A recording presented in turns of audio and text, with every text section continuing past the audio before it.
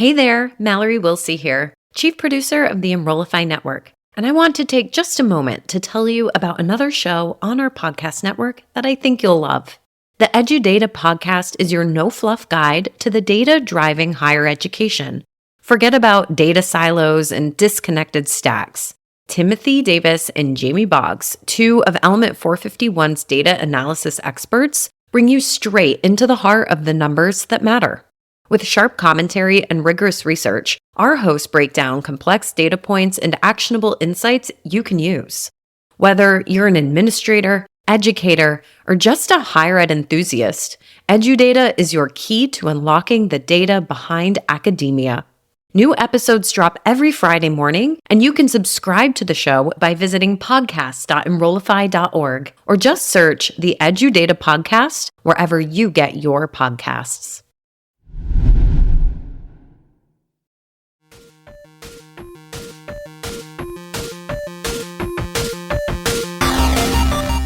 Welcome to the Hired Geek Podcast, where we explore the impact of EdTech on the student experience with engaging, fun, and relevant conversations that honor the wide range of work happening all across the higher ed ecosystem.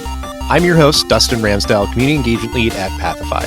Join me every week for discussions with some of the best minds in education technology. The Hired Geek Podcast is a proud member of the Enrollify Podcast Network, a robust collection of shows designed to help higher education professionals like you grow every day.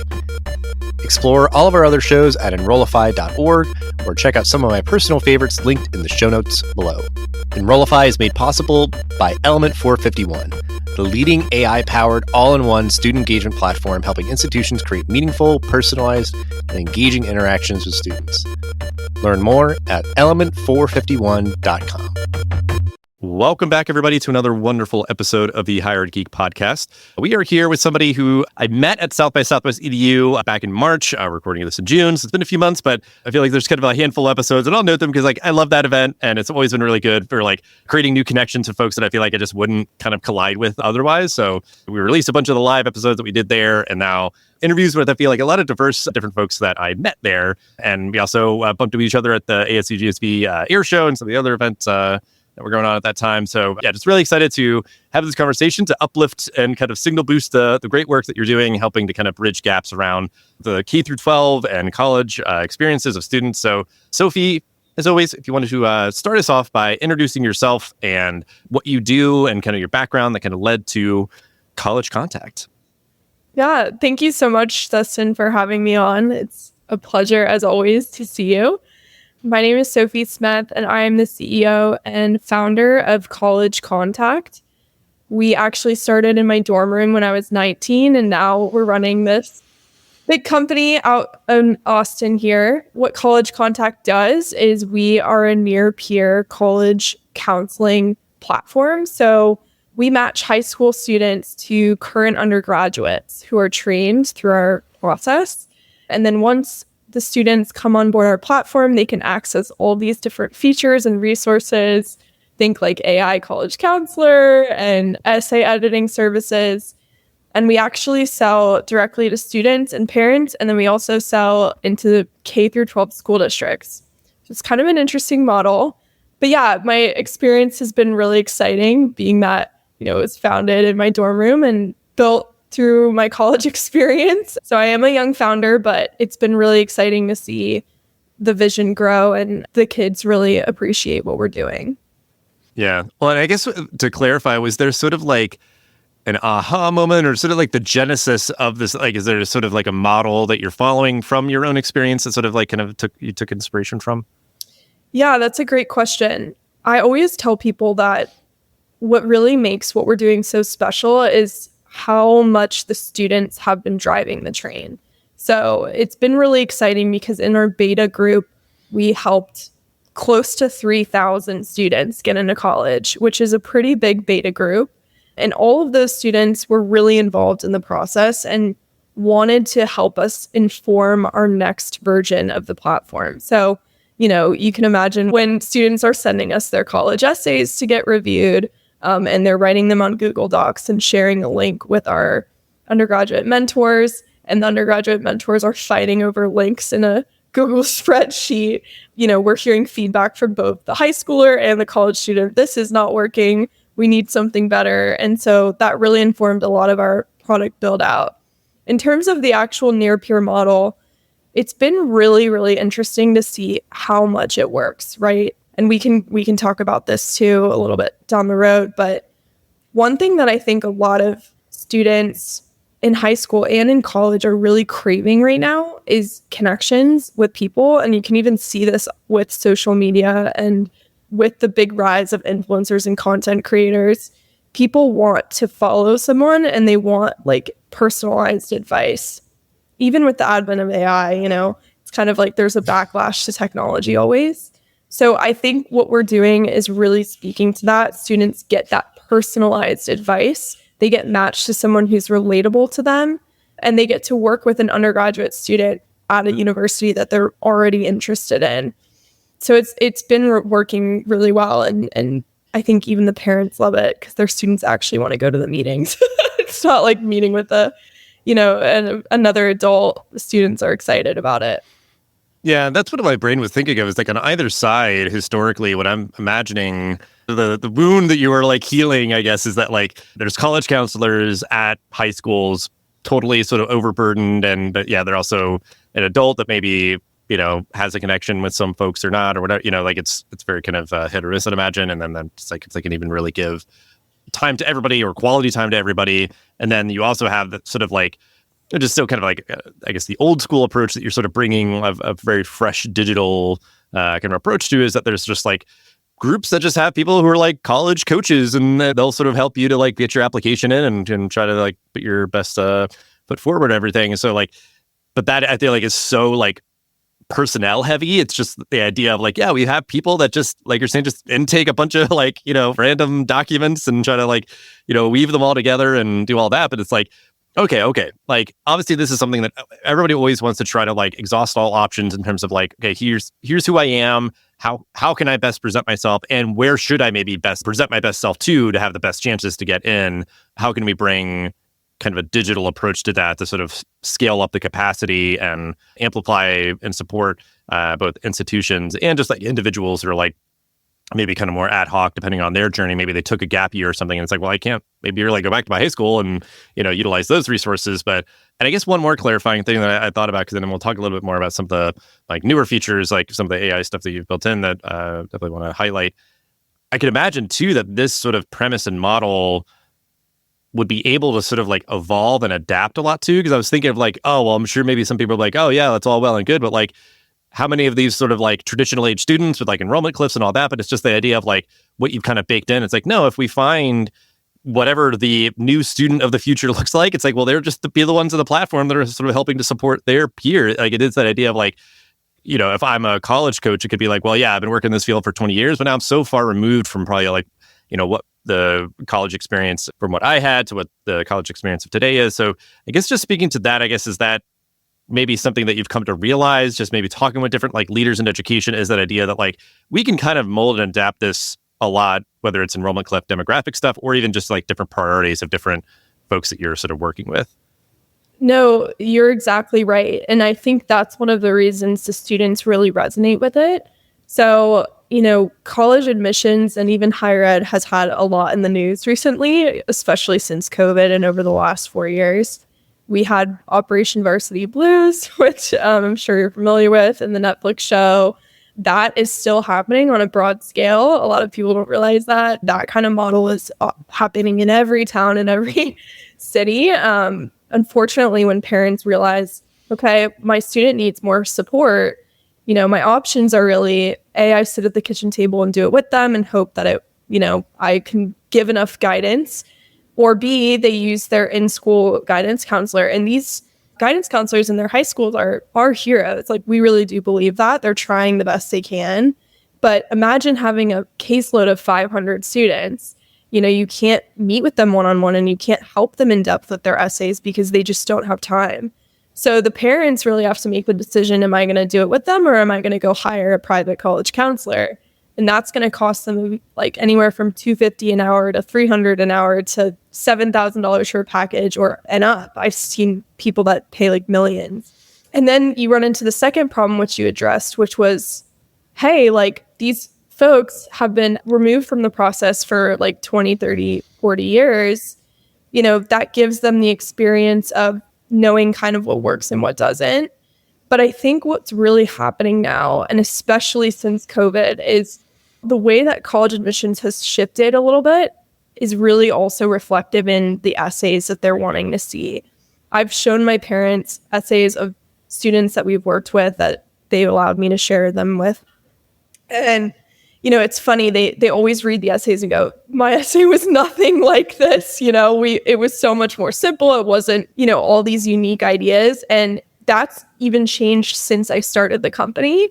And so we really see a huge benefit in working with current undergraduates because they know what's happening on the campuses. They know what's fresh. They know what ideas are being talked about. They know the culture of the campus at that moment in time. And a lot of college admissions is centered around like, where are the gaps we have right now in our student body? What is our culture saying about our students right now? And how would you as a new incoming student fit this culture? And that changes every like 3-4 years, if you can think about that.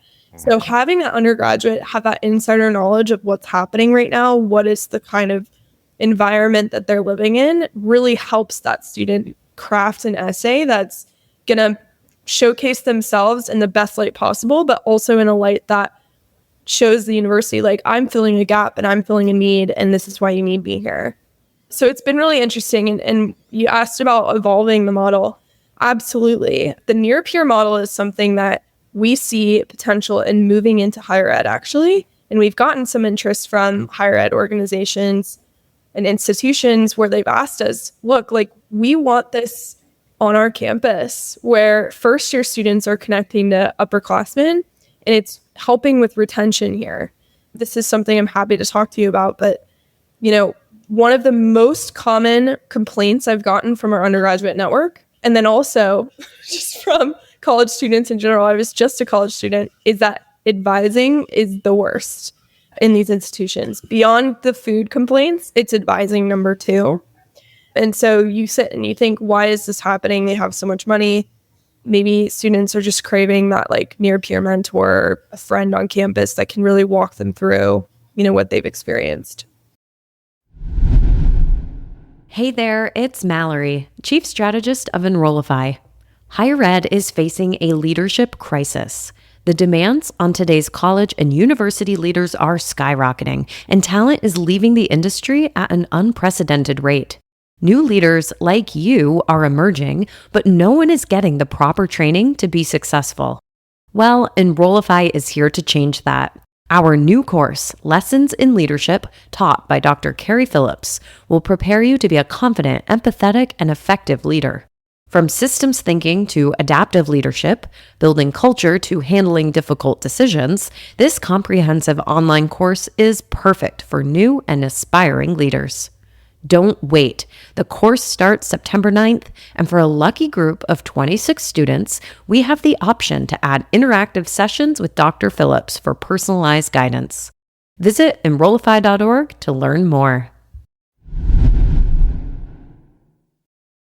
Yeah, because I'll call out, I guess, like what's resonating with me is that like there's one part of applying to college that's kind of like the transactional, a bit more static pieces of just sort of like, checking the boxes. You've got to get these things in. Here's the best way to sort of like efficiently source them or whatever else. And then there's like the emotional piece, which I think like the near peer is going to absolutely always like crush any sort of like, college coach out there. If it's just like, yeah, I went to school 30 years ago. Like, this is what it was like for me, whatever. And I think, it's that emotional piece. And it's even like, which I know is sort of like, I think a swirl in this sort of like smoothie, I guess I'll say, for more of like, your approach and sort of everything that's kind of all mixed together is like, feeling confident that you're putting your best self forward, but then like also having at least a better indicator of the real day-to-day of like, well, I'm a student here. This is what it's like here. And I can say like, here's pros, cons, take that as you will, whatever you're looking for. And that might refine like, okay, I've got like the best, way to sort of present myself, and I've got a little bit of a flavor maybe of like where these students go that could say like, well, actually, yeah, maybe I do want to be at like a large public versus a small liberal arts, out in the wood, like, because whatever that near peer mentor would say. It's like, oh, well, these are the things I like and things that are hard. And it's like, okay, well, you go to a school like this. So that's probably at least a little bit of a shading to what that experience is like versus like whatever the institution puts on their website or promotional materials or whatever. So I think it's definitely just showing up more in higher ed and all the sort of nooks and crannies as sort of like you said, sort of influencer marketing to an extent of just like how do you leverage near peers to help impact certainly everything from the prospective student experience all the way through to graduation. I think you've seen that that's something that a lot of institutions have done, just like we're talking about, on that prospective student side, but like institutions have leveraged peer mentors to, have an first year student mentored by a senior.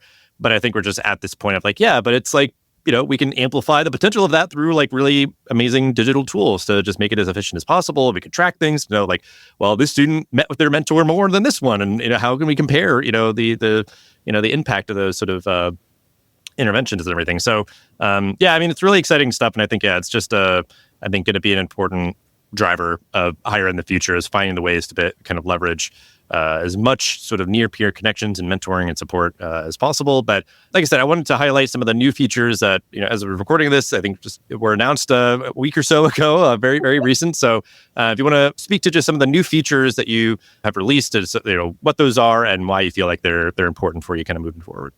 Yeah, absolutely. We're really excited. We launched College Contact 2.0 about 10 days ago. So we're still in the tranches of making sure there's no bugs or anything like that. But yes, before, we were really just doing those one-on-one meetings with students over Zoom, kind of like how we're sitting right now. Everything was communicated via email. We had spreadsheets. And so it was a very low-tech version of what we were doing. But the fact that we had helped 3,000 students in that way without technology, and they were willing to pay us to do it, really made us believe in the model and believe in College Contact and the vision of what it could be. So like I said before, we use those learnings and the commentary from our students to inform the new product build out. And now what we've built is a full service platform where students at the beginning, they sign up and they actually answer a few questions and it gets put into this matching algorithm that's pretty advanced now. And at the end of the matching algorithm, they get matched to 3 college undergraduates that are the best fit for them. So it's really interesting. They can rank their preferences, then they get to read those students' bios and ultimately select a mentor. Once they're on the platform, we have tools like a new financial aid calculator. We have a scholarship database where students can find scholarships locally, regionally, and nationally that are going to be a good fit for their profile. We have a college search function, a student loan repayment calculator. We have video content library from our undergraduate mentors. They actually do virtual college tours, as well as, kind of little snippets of videos, saying, hi, I'm Sydney, whatever, from, University of Miami. This is what a day in life looks like here. And the students just love that kind of content. One of the exciting features that a lot of people have been really excited about is our AI college counselor. Right now, what she actually does is we've collected all of the data from, different sources that are put out by universities. And she has learned on all of these data sources. And now what she does, and honestly, she's very valuable to the counselors too, because she sits there and if you ask it a question like, how many female students enrolled in, University of Virginia last year? How many of them were first generation? Like it knows answers like that. Or how many students got off the wait list at XYZ? What is most important in my application for University of Florida, right? Cleo's still learning. We're still training her, but she hypothetically can answer all of those questions. And so that's really exciting to us.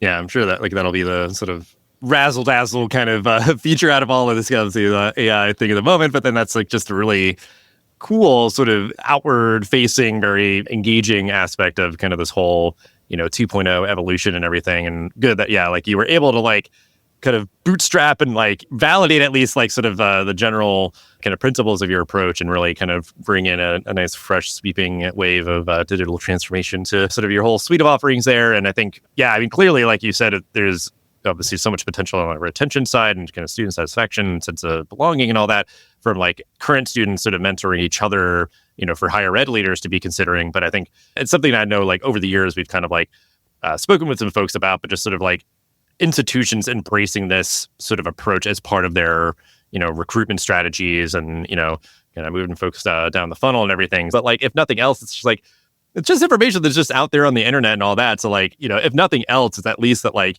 we're at a point where an AI tool can just sort of comb and serve up, to students to help them make more informed decisions. But, in some shape or form, it's like, I hope other higher leaders that are listening to this are thinking about how they can kind of maybe start to dip their toe in or dive in the deep end, wherever it might be. So we will wrap up sort of on that note of like, what advice would you give from your perspective, to higher ed leaders? We've talked a lot about just sort of the value of peer-to-peer kind of mentorship and everything in general. Or if you're thinking just kind of like the wild year that it has been for, incoming students, just, take this question as you will as we wrap up. What advice would you give to higher ed leaders right now from your perspective?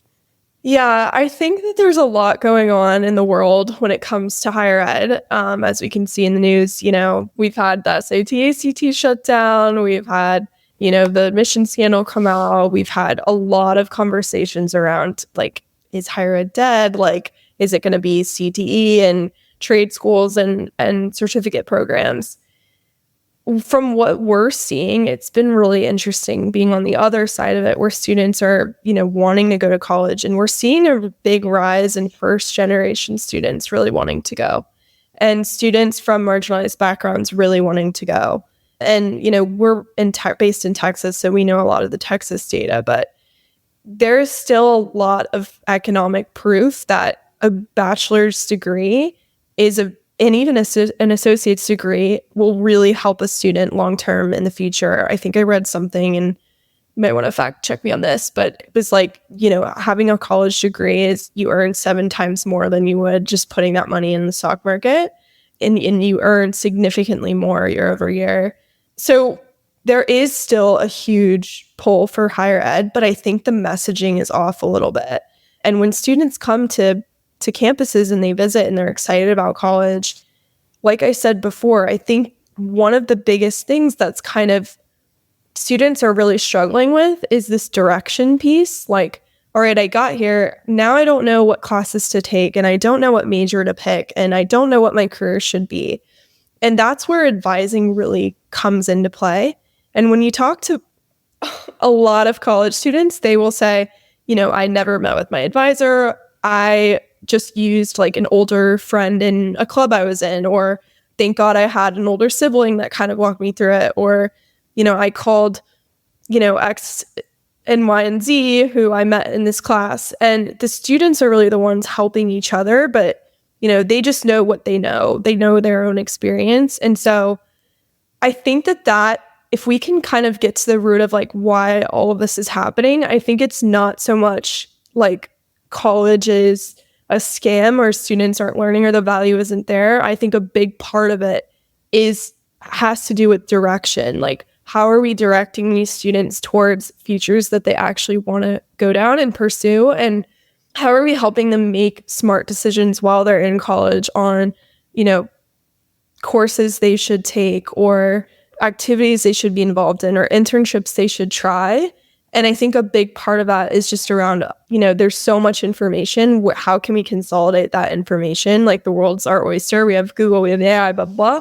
But like, at the end of the day, you need a centralized place to kind of filter through the noise and figure out what's best for you personally. And I think a lot of times students are going to other students to figure that out. And so it's been really interesting to see that process kind of play out. Yeah. I mean, I think obviously the lesson of the power of peer-to-peer mentorship is a lot of different applications. And I think to your point, like meeting with an advisor, I think is a very important kind of on-ramp to like understanding so much about like, creating a efficient course schedule. Cause it could be, certain people and, that's all well and good. Like, I want to get out of here as fast as possible. It's like, well, somebody like an advisor, someone else is going to be able to help you like double and triple dip your courses to like do all the requirements, whatever. And they might be able to like, be like, oh, you really want more experiential learning opportunities? Like, here's like alternative spring break. Like, they are these like people that unfortunately, yeah, like historically end up being like the gatekeepers because like there's too much noise or people don't know how to navigate or find like what they're looking for, or even know what they're exactly looking for in the first place. They just be like, well, I want to like do more hands-on learning. And they're like, okay, well, here's a bunch of things to consider. Like they don't know, like I'm looking for X university alternative spring break program application, whatever. Like they're just like, I want to do more hands-on learning or something. Like they don't know all our sort of like inside baseball terms and everything. So it's like, yeah, how can we increase sort of the accessibility and remove the friction points and like better organize and sort of amplify, those touch points that unfortunately historically have been like these sort of like kind of geek kept individuals or sort of the knowledge and stuff where it's like, well, yeah, you've got to hopefully catch them in their office or, see if they have availability and works for you and those sort of things. So I think the near peer, speaking the same language, maybe just easier sort of access and everything, helping to really achieve really important kind of, better informed student choice on the front end and better student outcomes on the back end and everything. It's important work. It's really necessary work, I think, moving forward to make sure that, higher ed is living up to its full potential and kind of our promise to folks and societies. But we will leave it there, I think, just for the sake of time. And I very much encourage folks, you've been putting out some great content on LinkedIn and, certainly about College Contact 2.0 and everything else. But encourage folks to connect with you to keep the conversation going. Go check out College Contact. And just really appreciate you hanging out and sharing all that you did and doing the great work that you and your team do. Thanks, Dustin. Love the podcast. We're excited to be on it and excited to connect with all your listeners. The Hired Geek Podcast is a part of the Enrollify podcast network. If you like this podcast, chances you'll like all the other Enrollify shows too. Our podcast network is growing constantly, and we've got a plethora of marketing, enrollment, and higher technology shows that are jam-packed with stories, ideas, and frameworks all designed to empower you to be a better hired professional. Our shows help you find your next big idea and feature a selection of the industry's best as your host. Learn from people like Jamie Hunt, Seth Odell, Dave Kibbolds, and Eddie Francis, as well as so many other of your favorite leaders in higher education. Enrollify is made possible by the support of Element 451, the leading AI-powered, all-in-one student engagement platform helping institutions create meaningful, personalized, engaging interactions with students. Learn more at element451.com.